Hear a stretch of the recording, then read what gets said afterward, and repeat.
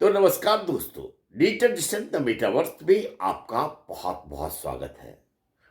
Digital digital the metaverse का बहुत ही महत्वपूर्ण चरण है आरंभ योग। इस आरंभ योग में आज हम कुछ ज्ञान की बात करेंगे, ज्ञानार्जन की बात करेंगे, जो बहुत ही पते की बात होगी। दोस्तों, मैं आपको सलाह देना चाहता हूं कि हम में से बहुत से ऐसे लोग हैं जो सोचते हैं कि अपनी दारुण व्यथा, अपने दुख दर्द को अगर हम किसी से बांटे, किसी से बोले, बतियाएं, तो हमारा मन हल्का हो जाएगा और हमें उनकी सिंपैथी मिल जाएगी। मन भले ही हल्का हो जाए, लेकिन सिंपैथी की आशा, उम्मीद करना छोड़ दीजिए। ये उम्मीदें, ये आशाओं के जो एक आश्रय है, यह आश्रय आपको कमजोर बनाता है। दोस्तों, आप किसी से सिंपैथी, सहानुभूति की उम्मीद ना करें। खास करके आपसे जुड़े हुए जो भी व्यक्ति है, आपके आसपास के जो भी व्यक्ति हैं, उनसे आप अपनी दारुण व्यथा, अपनी दुख दर्द की व्यथा, अपनी रुग्णावस्था की व्यथा कह सुनाओगे तो वह सिंपैथी कम देंगे और अंदर ही अंदर मुस्कुरा उठेंगे, मस्त हो पड़ेंगे कि चलो बंदा सही फंसा। जी हाँ दोस्तों, यह जिंदगी आपकी है, इसे आपको ही जीना है। इसलिए स्वयं के भीतर की शक्ति को जगाए रखिए और अपनी व्यथा किसी को कह सुनाने से बेहतर है कि आप अपने आप को इतना सबल बनाइए, इतनी सकारात्मक शक्ति से भरिए कि आप कम से कम वक्त चाहे जैसा भी हो, उसे बदलने के लिए खुद को तैयार और तत्पर रखिए, सक्षम बनाए रखिए। ध्यान रखिएगा कि हम हमारे सामर्थ्य का 5% भी सही तरीके से इस्तेमाल नहीं करते। अगर हम अपने सामर्थ्य का इस्तेमाल करें तो बड़ी से बड़ी विपदाएं, बड़े से बड़े दुख को हम यूं ही चुटकियों में हवा कर दें। तो दोस्तों, अपने भीतर की शक्ति को, सामर्थ्य को कभी अपने से दूर मत होने दीजिए। अपनी व्यथा लोगों से कह सुनाने से बेहतर है कि आप उसके रास्ते स्वयं के शक्ति के आश्रय ही ढूंढने का प्रयास कीजिए। रास्ता मिलेगा। टिके रहिए रास्ते में, डटे रहिए रास्ते में। कहते हैं सुरखरू होते हैं इंसान ठोकर खाने के बाद, और रंग लाती है हिना पत्थर पे घिसाने के बाद।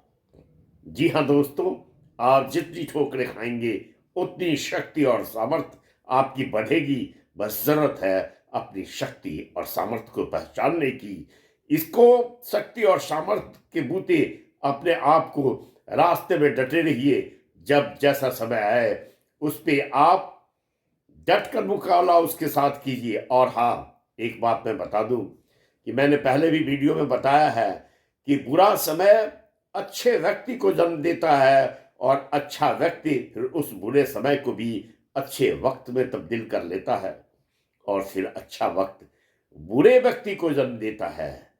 जी हाँ दोस्तों, अच्छा वक्त बुरे व्यक्ति को इसलिए जन्म देता है क्योंकि वक्त आपका अच्छा होता, आप अपने जीवन को हल्के में लेते हो, मस्ती में लेते हो, अपने पैसे पावर का दुरुपयोग करते हो, जिससे कि आपका पावर, आपकी शक्ति कम होती है, क्षीण होती है। आपका विवेक, आप विचारशील नहीं रह पाते हो, इसका दुरुपयोग हो जाता है। इसलिए कहते हैं कि अच्छा वक्त बुरे व्यक्ति को जन्म देता है और बुरा वक्त अच्छे व्यक्ति को जन्म देता है। यह क्रम चलता रहता है। जो आज जहाज में उड़ रहा है, कभी उसे पैदल चलने की दशा भी दर्शन करने होते हैं, दशा भी झेलना होता है। जी हाँ दोस्तों, और जो कभी पैदल चल रहा है वो जहाज में उड़ रहा होता है। यह खेला है वक्त का, और ये वक्त कैसे वक्त के रहते खेला बदलता है। कैसे किसी भी ऐसे व्यक्ति को जो खुशहाल है, जो हवा में उड़ रहा है, यानी जहाज पर उड़ रहा है, तरक्की के रास्ते पे मस्ती से जिंदगी गुजार रहा है, उससे जाकर पूछिए कि आपने कितनी ठोकरें खाई, किस कदर अपने सामर्थ्य का, अपनी शक्ति का इस्तेमाल कर आज यह बुलंद दुनिया अख्तियार की है। जी हाँ दोस्तों, तो इसलिए अपनी व्यथा किसी को ना कह सुनाए, किसी को कह सुनाने से वो हंसेंगे। हमारे चारों तरफ ऐसे मैक्सिमम लोग ऐसे हैं जिनको किसी के दुख दर्द से कोई मतलब नहीं होता, और कुछ लोग ऐसे हैं जिनको दुख दर्द से ज्यादा मतलब होता है, लेकिन दुख दर्द के निवारण के लिए नहीं, उस दुख दर्द में जब आप फंसे हो तो आप पर हंसने के लिए। जी हाँ दोस्तों, तो क्यों ना हम अपनी विपदा की अवस्था है, अपने दुख दर्द की अवस्था है, उस अवस्था में चुप रहें, मन ही मन अकेले, चलो आओ अकेले चलते हैं, और अपनी शक्ति और सामर्थ्य जगा कर हर जिंदगी के चाहे जो सुख हो या दुख हो, उसको बुलंद इरादे से जीने की तमन्ना करें, तमन्ना रखें, आकांक्षा रखें। जी हाँ दोस्तों, तो हमेशा सकारात्मक रहें, अपनी शक्ति और सामर्थ्य के बूते जिंदगी जिएंगे तो ये जिंदगी आपकी एक सच में बहुत मजेदार हो पड़ेगी। आइए मजे की जिंदगी जीने की कामना करते हुए मैं आपको नमन करता हूं, शुभ मंगल शुभ भावना के साथ। जय हिंद, जय भारत।